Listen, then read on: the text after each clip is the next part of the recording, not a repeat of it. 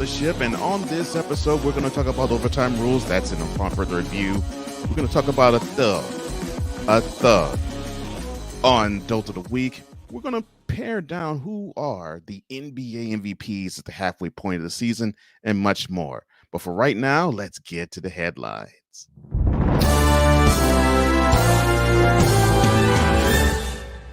Dateline, Kansas City.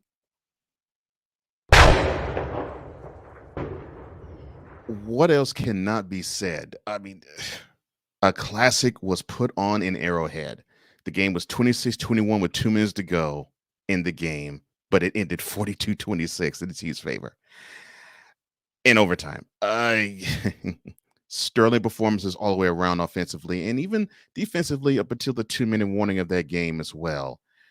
I will talk a little bit more about that at length in upon further review. Dateline, Green Bay. So the talk before the game between themselves and the 49ers was what team was going to be the biggest threat to the Packers, because it was a foregone conclusion they were going to go to the Super Bowl. And there were many teams mentioned. The Packers were, the Cardinals were, the Rams were, but the one team that wasn't mentioned was the one that knocked them out, because it was the one team that was going to knock them out. And it was due to a team effort for real. The offense didn't really carry the day so much for the 49ers, but the special teams exploited the horrible special teams of the Packers. 13-10 was the final score. We see Aaron Rodgers off into the sunset again, not even getting to the conference finals this time. Meanwhile, in 3 years, the 49ers will get to their second NFC Championship game. Dateline, Tampa Bay. 27-3. That was the score late in the third quarter. 27-6 was the score early in the fourth quarter. The Rams basically made Raymond James Stadium a mausoleum. Then a botched snap sailing 30 yards overhead from Matthew Stafford began things for the Bucs, and they erased the other 21 points that they were trailing. And with 1 minute to go, they were tied with the Rams at 27. It looked promising for the Bucs when a bomb from Matthew Stafford to Cooper Kupp, when the Bucs went cover zero, basically was the difference. 30-27 was the final score with a chip shot field goal, and the Rams will beat the 49ers and SoFi for the NFC Championship. Dateline, Nashville. A struggle defensively for sure. I should say a struggle offensively for sure, really. The defense has stepped up. On one end, you had one defense that basically just put the shame on offensive line to the tune of 9 sacks. That'd be the Titans defensive line doing that to the Bengals offensive line. Meanwhile, the Bengals secondary just simply made mincemeat of Ryan Tannehill's throws. That is, if he didn't pass to A.J. Brown. When A.J. Brown was getting receptions, everything was fine. When everyone else was getting receptions, the ball was fair game. The final score was 19-16 after the third interception, which was caused with under 2 minutes to go, thrown by Ryan Tannehill at midfield. And now the stage is set in the AFC. The early game is set. Bengals, Chiefs. I'll talk about that just a little bit later. Dateline. Why not? East Rutherford, New Jersey.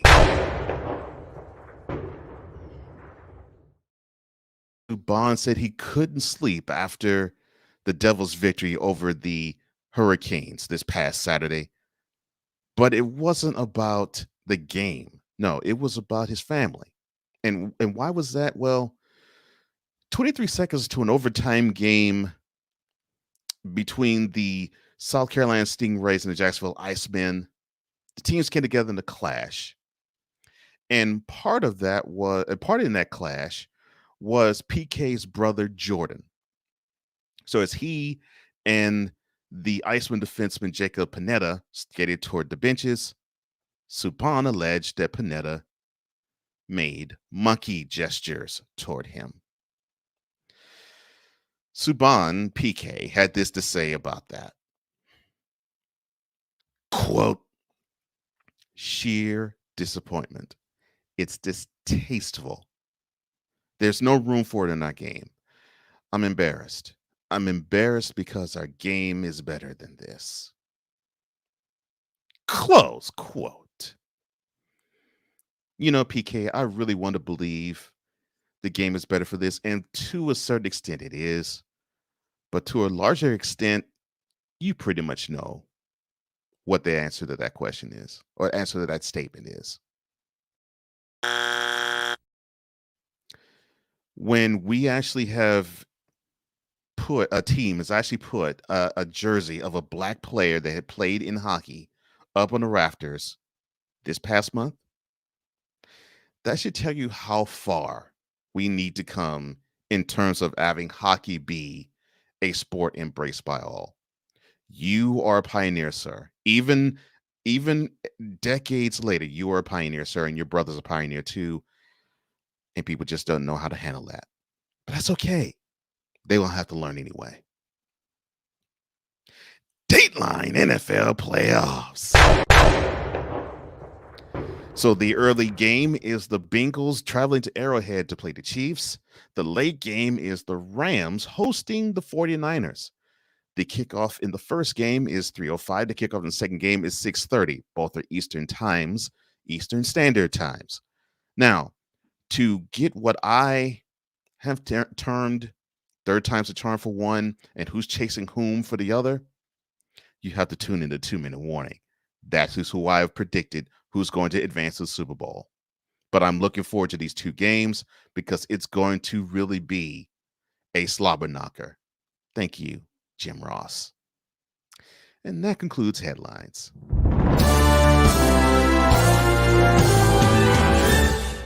Later, we're going to talk about who a true thug really is and what he looks like. But next, when we go in, we're going to go in on who are the NBA MVP candidates. Come on back.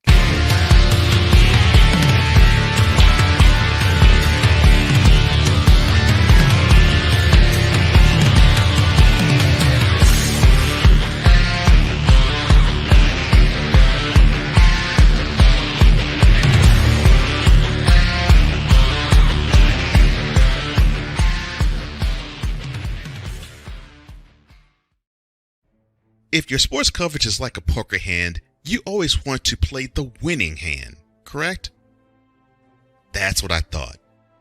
What if I were to tell you there is a program where you can have intelligence with humor, with fact-based news, and all on a daily basis? I got that program for you.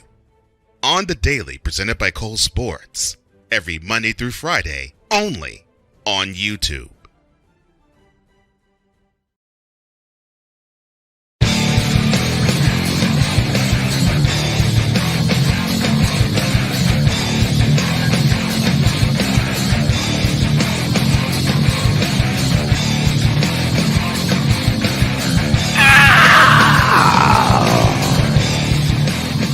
Welcome back to Cole Sports. Cole Johnson's right in front of you. NBA 2022 season. It is at the halfway point right now. In fact, just looming a few weeks from now will be the All-Star weekend and All-Star game. And of course, the talk normally comes around this time of year. Who was the guy, or who is the guy who's made the biggest impact on the league and on his team and for his team? And for that, I think I need to go.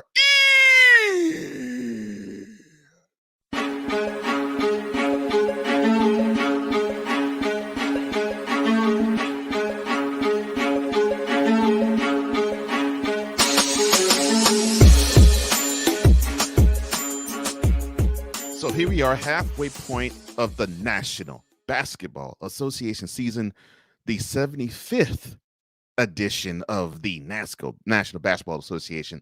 And we have a really good race that is brewing. Now, I'll give you a tidbit of other races. Like sixth man of the year. You have the Suns' Kelly Oubre Jr. You have Kevin Love of the Cavs. You have Montrezl Harrell of the, I want to say Bullets so bad, but of the Wizards. You have Jordan Clarkson of the Jazz. You have Tyler Hero of the Heat, and that race is tightly contested. Defensive Player of the Year, of course.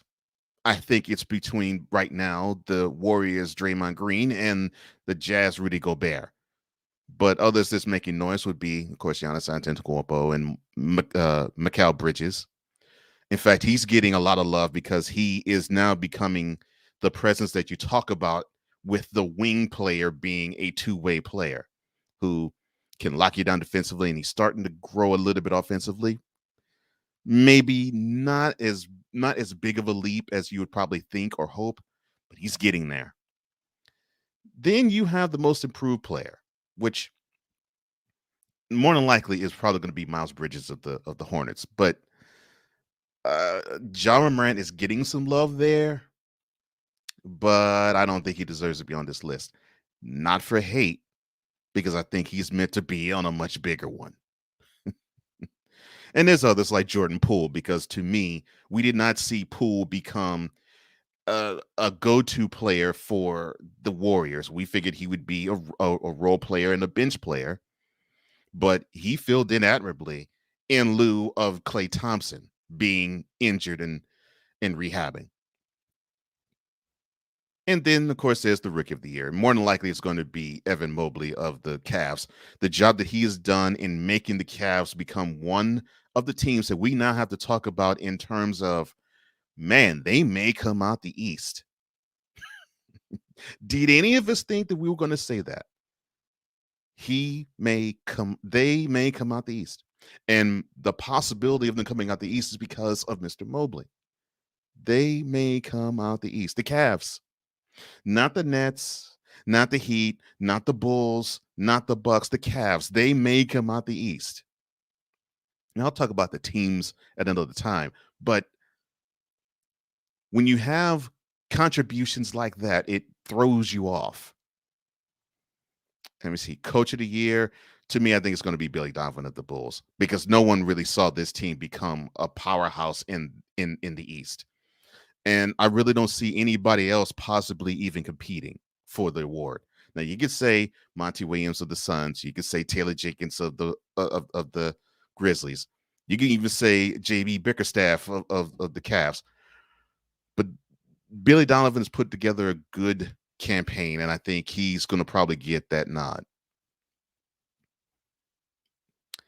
Now, the award that really means the most to me, and I think to others, is Most Valuable Player. And let me give you a quick tutorial on what that means. Now, when people say valuable, they want to take it for face value. Valuable meaning, if you put this guy off the team, would the team actually operate the same way as if they were on it? You see, I always say that you have to take the V out of it and put the O in it, because really the award is the most outstanding player. Why do I say that? Because normally, the award goes to the guy who has the best stats, normally 25 or more points. And I really do mean points. On the best team with the best record. It normally goes to him simply because he stands out. And the Suns have the best record. They don't really have one guy that stands out, because you could say, well, Devin Booker is an important player in the team. You could say that Chris Paul is. And to me, Chris Paul is the MVP of the Suns and should be in the MVP running in general. But he's not going to get it because he doesn't normally generate the points that make you say, yeah, I got to choose him. So the candidates would go this way. It would be someone like the Nets Durant, who I don't think Kevin Durant is going to be in the running because he's going to miss too much time to really be considered for the award. The same is being said for a name I never mention unless it's Wednesdays on the Daily. You know what I'm talking about. You know what it is. You know the segment in which I mentioned that person's name. But he shouldn't even be considered. But I can tell you a couple names who should be. The defending MVP, Nikola Jokic. The Nuggets are still hanging on. They're battling.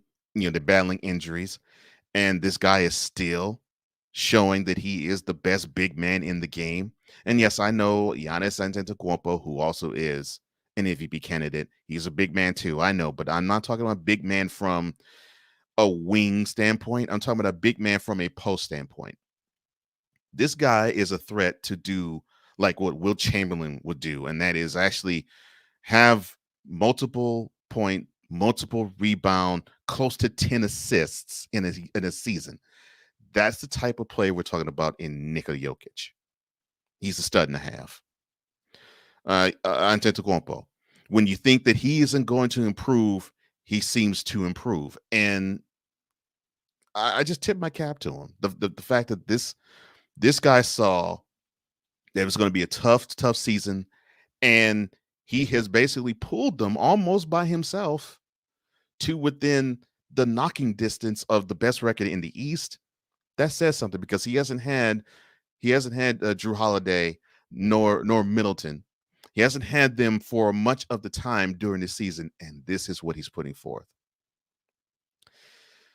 Then there is Ja Morant, and I really believe that he is not the most improved player, but he is one of the most valuable players. And I say this honestly. This guy is making a team in Memphis matter, and not just a team in Memphis matter in terms of, okay, they actually can give you a game. No, they actually can be a threat to be the Western Conference champs, and it is primarily due to him.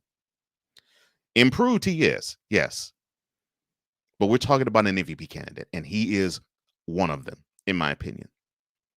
DeMar DeRozan of the Bulls. Can we say that team is where they are without this presence on it?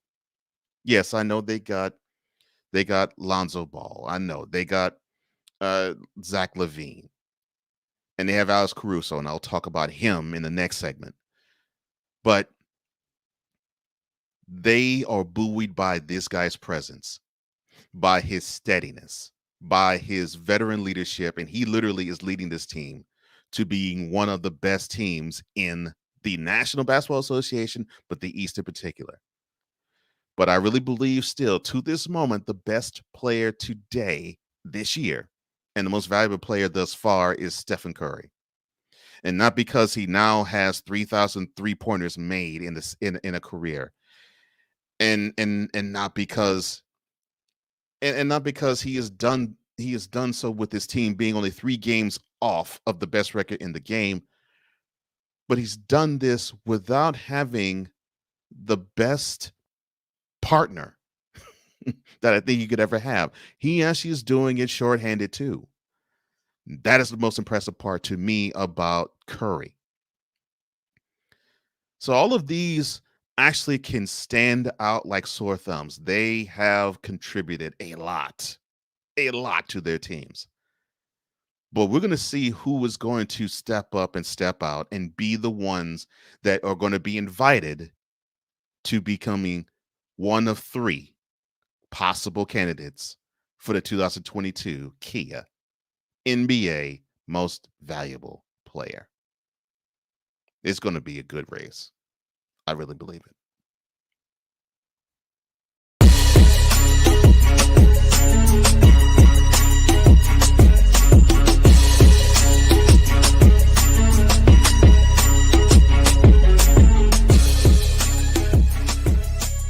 When I come back, the DOLT of the week. You're listening to the classiest sports show on the planet. Go Sports!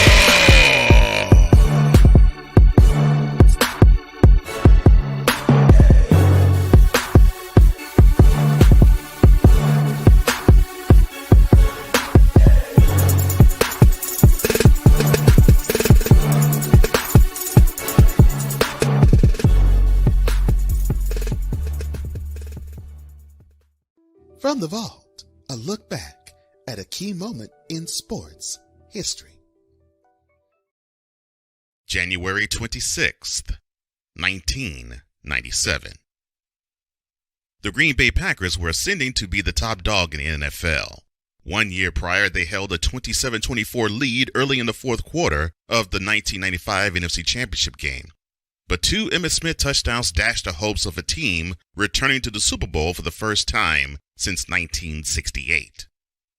The Patriots tried to knock off the previous AFC giant Bills and were powered by a young Drew Bledsoe and a rugged defense. They went into the 1996 playoffs as a number 2 seed, gearing up to gain revenge on the Denver Broncos, who ran through them in Foxborough. One epic upset by the Jaguars in the divisional round, and the Patriots' focus changed. They outlasted the Jags on their way to New Orleans. Meanwhile, the Packers were intent on becoming Super Bowl champions and laid waste to everything in their way. Buoyed by their talented gambler Brett Favre on offense and the Minister of Defense, Reggie White, the 4-year journey was culminated by dominating victories over the 49ers and the Panthers en route to the Super Bowl. The Packers controlled the flow of the game. However, the Patriots gained momentum early in the third quarter with an 18-yard touchdown run from Curtis Martin. It was 27-21 when on the ensuing kickoff, this happened. Vinatieri. Kick goes to Desmond Howard at the 1. Desmond Howard is off. You better turn it on or he's gone. Desmond Howard all the way into the Patriot end zone. As soon as they get back in it, Green Bay takes it away. 99 yards. Desmond Howard's 99-yard touchdown kickoff return earned him Super Bowl MVP honors. The Packers won 35-21 and claimed their first Vince Lombardi trophy in 29 years. The Packers made cheeseheads happy with a Super Bowl 31 victory on this date in 1997. From the Vault, brought to you by Cole Sports.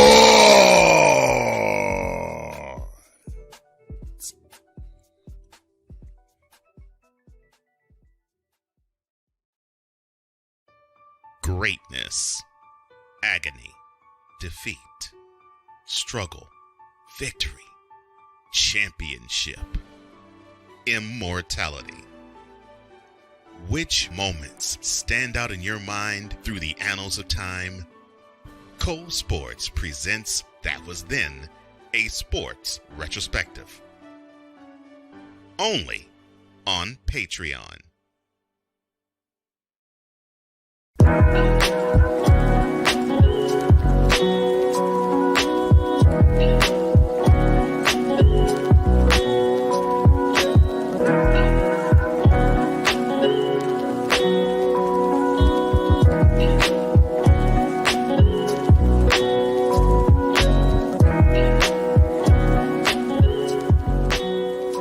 Welcome back to Cole Sports. Cole Johnson here. Let's get right to it, shall we? Here is the next DOLT of the week.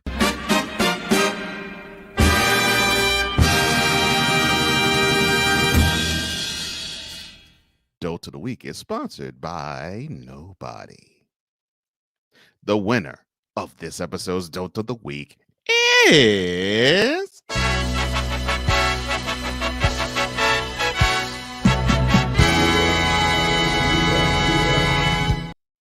Mr. Grayson Allen. And why is he getting this award? I'm so glad you asked. So we were getting hyped up for the divisional round this weekend, right? We really did not, let's be very honest, we really didn't have NBA on our purview. It was all about seeing the NFL get down in their tournament. But this game last Friday night between the visiting Bulls and the home Bucks spiraled out of control. Now, the Bucks won the game 94-90, but It wasn't really about that, or even the big time names of DeMar DeRozan of the Bulls or Giannis Antetokounmpo of the Bucks. No, it was about a breakaway that the Bulls' Alex Caruso had. He was getting ready to put a layup in the hole, and while he was going up for the layup, Allen hit Caruso's arm hard. And because of it, it made Caruso's body be parallel to the floor, and he crashed wrist first on it. Now, of course, Caruso was gone and he's out the game. Allen was assessed a flagrant 2, which a flagrant 2 means you are out the game. No matter what you've done before it. Thankfully, the x-rays that were taken on Caruso's wrist was considered negative. Caruso had this to say about the play, and I really don't blame him for feeling this way. Quote, dude just grabbed me out of the air. It's kind of BS. I don't know what else you could do about it. I'm just glad I didn't have any other major scary injuries right away. Close quote. And I agree with him. I agree with Alex. I'm glad he did not suffer a huge injury. But he's out 6 to 8 weeks, and that's big enough because this guy is this is the guy you need to have on your team. The Lakers had him 2 years ago when they had their championship run. You need to have that guy who's scrappy, that guy who's gutty, that guy who will give you the effort plays. You need one of those. That is what he provides the Bulls. And now he can provide that for him for up to 2 months, thanks to a thuggish act by a thuggish actor. And I make no bones about saying that. I make no bones about Mr. Allen being a thuggish actor. Why do I say that? Because he had the reputation, and I say this with all humor. He had the reputation of tripping players, just arbitrarily tripping players, just sticking his leg out and having the opposing players run and get tripped over. And many opposing players and coaches of college teams would complain about Allen doing that. Well, he decided to take that act also to the pros, where he and fellow first-round draft pick Trey Allen got into a tete-a-tete at Summer League a couple of years back by him doing the exact same thing. This guy is bad news. Now, I understand that, you might say, well, he cuts from the same cloth as a Bruce Bowen or a Danny Ainge, the guy that skirts the ruse a little bit, that colors within the gray area. He doesn't go so far into the negative end that we have to actually kick him off the team and ban him from the sport. But he does things to where you have to say, no, Grayson, you can't go that far. He's considered that type of player. But I think he's worse, in my opinion. I fully believe that. In fact, the head coach of the Bulls, Billy Donovan, feels the same way. In fact, he said, quote, he has a history of this. That, to me, was really, really dangerous. I hope the league takes a hard look at something like this because they could have really, really seriously hurt him. Close quote. Now, Billy, let me tell you how serious of a look the NBA took on this matter. Mr. Allen was suspended for 1 game. No! Grayson Allen was suspended for 1 game. No! Allen was suspended for 1 game. No! This is a history of behavior. This isn't an isolated incident. This guy keeps doing these dangerous things to the point where he is going to do malignant damage to somebody. And I don't want that to happen, but that is where it's going. Because if you don't slap this guy's wrist hard enough, somebody that you really want to have broadcast and promoted and pushed to the forefront will suffer gravely from him, from being so reckless, being so dangerous, and basically, to be completely blunt, being so evil. Now, Kyrie Irving, you want to talk about something and some play that doesn't have any place in the game? Address that. Because do you think having someone in an open fast break opportunity getting yanked by the wrist and jerked to the ground has any room in this game? But I don't hear you saying that. I hear you saying that someone who's actually being positive and hustling has no place in the game. You got to pick and choose your battle, son. But to Grayson Allen, let me say this to you. I'm not hoping for this for you. I'm not praying for this for you. I'm not wishing for this for you. But this is what will happen to you. You do this to the wrong player at the wrong time, you will have somebody want to do something even worse to you on the court. And you will be the one who will be pained and sorry and sorrowful because of it. You know, there's a saying that I'm sure you learned at Duke and probably years before, where they said that an action has an equal and opposite reaction. Well, be prepared for the equal and opposite reaction that comes to you when you try to harm someone like you did Alex Caruso. That has no place in the game. And if you keep going this way, neither will you.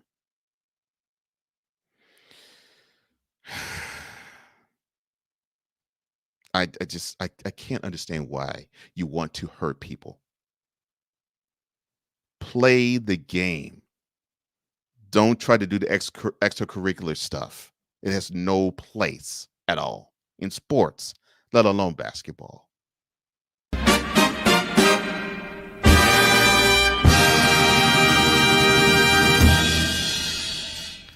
Overtime rules in the playoffs of the NFL. Does it need to change? Well, I'll give you a little bit of update on it as upon further review is next.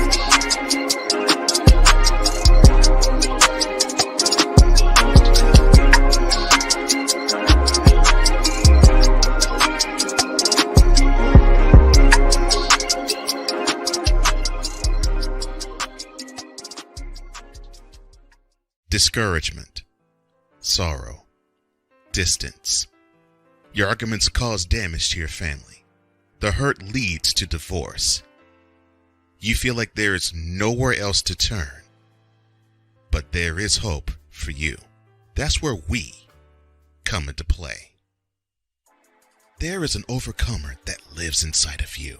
One ready to take on the world as you leap for joy, living in victory. You'll grow to love yourself and others. There's life after divorce, and you can claim it today. Get Over Divorce, where your new story begins here every Thursday on YouTube and Spreaker.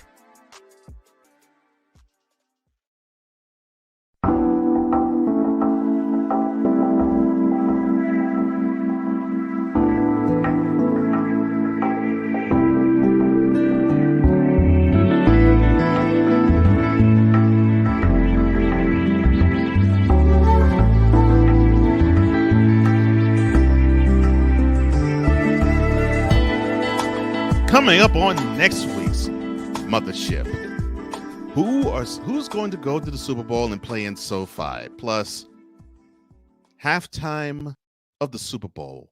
What does that say to the NFL now? And a little bit of NBA stuff, a little bit of NHL stuff as well. And of course, we're going to go in on something. Someone is going to do something nefarious, so we're going to award them the DOLT of the week.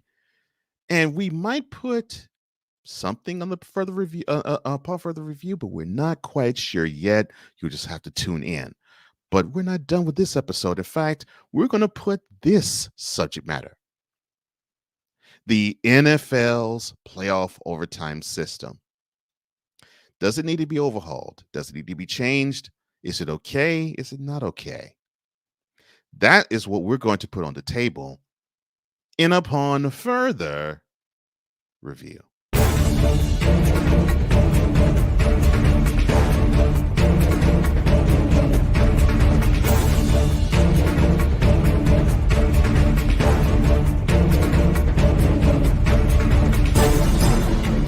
The overtime period has been debated for a good while in the NFL. It used to not be a thing in the regular season at all. But a funny thing happened to a fan outcry for change. When you witness something great, you don't want it to ever end. In the case of the last game of the 2021 NFL Divisional Round weekend, we saw an instant classic that somewhat felt empty, but we understand. Just by looking at the score, the game between the Bills and the Chiefs would read Chiefs 42, Bills 36 in overtime. It would be considered a highly competitive game with one team making one more play than the other. In theory, that would be true. In practice, for most people, that shouldn't be right.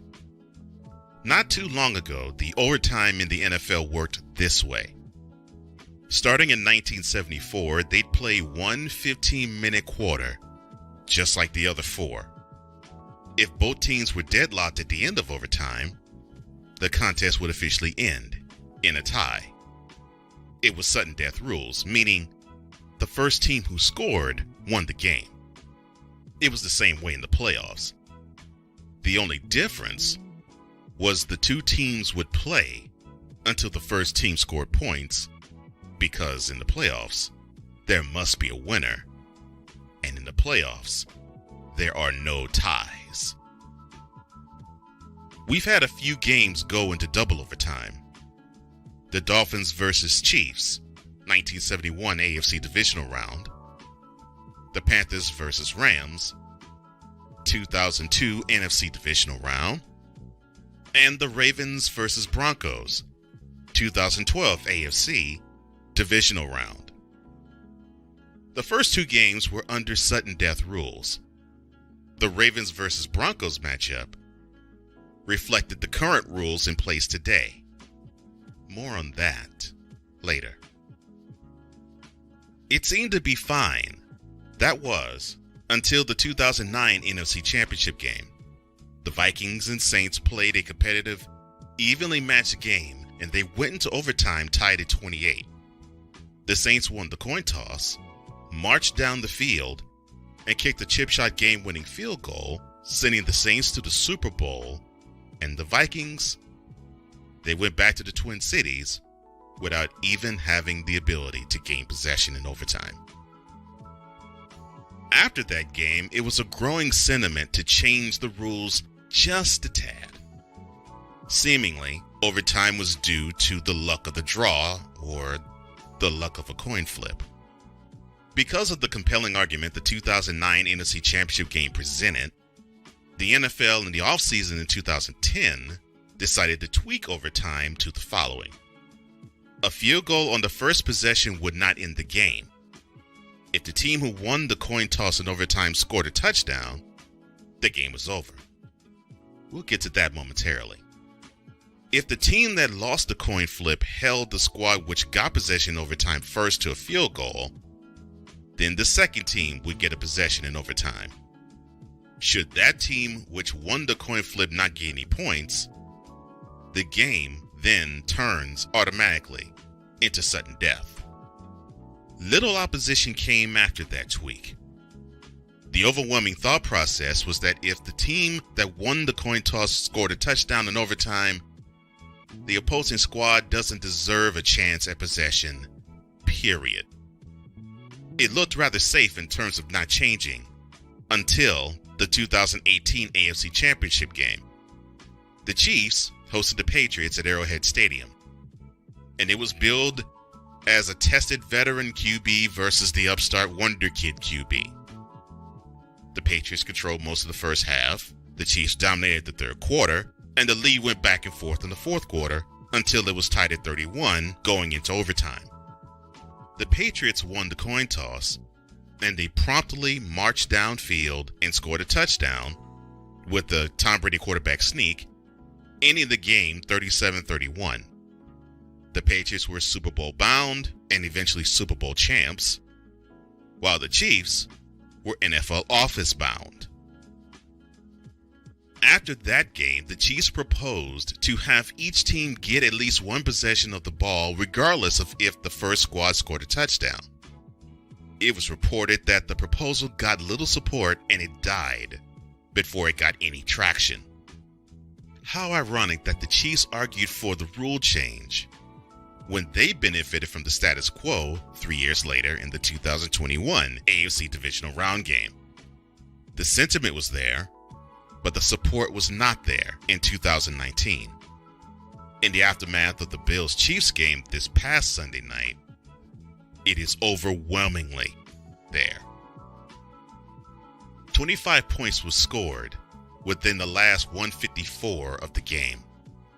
In that time frame, we saw a Bills touchdown pass from Josh Allen to Gabriel Davis and a 2-point conversion from Allen to Stephon Diggs, a catch-and-run TD pass from the Chiefs' Patrick Mahomes to Tyreek Hill, as Hill threw up a peace sign before he crossed the goal line, a bullet pass thrown from Josh Allen to Gabriel Davis for another touchdown, this time with 13 seconds remaining, and a field goal with no time remaining after the Chiefs got in the field goal range with 3 plays and 10 seconds.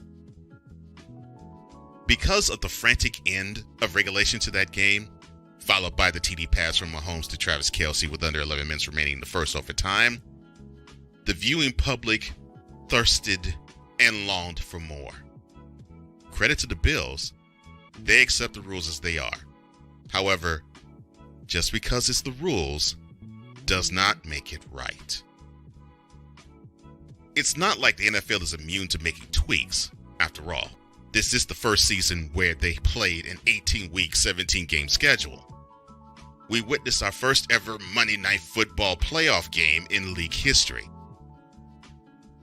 Back in 2017, they tweaked the regular season overtime period by shortening it from 15 minutes to 10. It isn't far-fetched for more changes like that to be made. I go back to the Chiefs' proposal in 2019. Each team in the playoffs should have one possession of the ball, regardless of if a TD is scored. My proposal goes just a little bit further. Once a team scores a touchdown, the opposing squad must respond on the very next possession with a touchdown. If the opposing team does not do so, the game is over. If the opposing team does score a touchdown, then it is sudden death rules from that point to the game's conclusion. This proposal won't be accepted for 2 reasons. 1, the NFL Players Association wants to safeguard their players from further injury. 2, the owners won't pay any more than they are willing to share right now. However, it would make many fans happy. We'd see an outcome and not say, what if? We shall see if the NFL revisits this in the offseason. If so, be prepared to see many football fans smile from ear to ear. Because for many, the NFL playoffs will truly be the best competition in all of sports. Then, the winner will take all.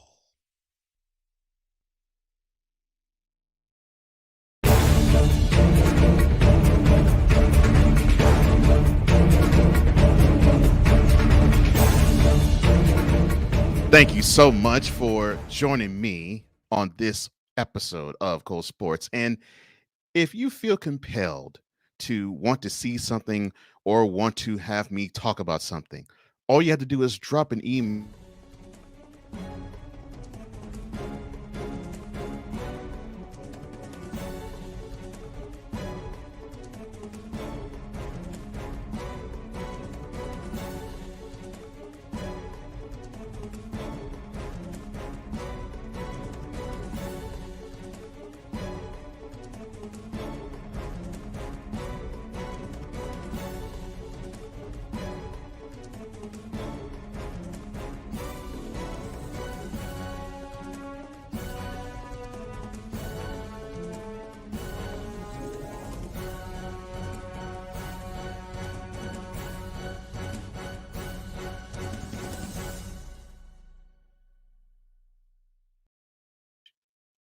And that's all my time. Thank you so much again, VIP.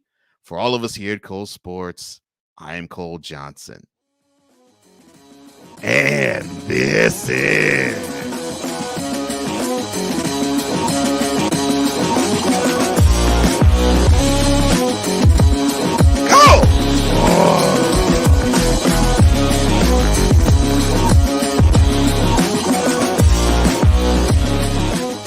Thank you for tuning into Cole Sports. For apparel, go to Spring and type Cole Sports with a Z. VIP Boutique. To download this episode, go to Spreaker and type Cole Sports with a Z. To view, go to YouTube and type Cole Sports with a Z. This has been a presentation of Comey Media Incorporated.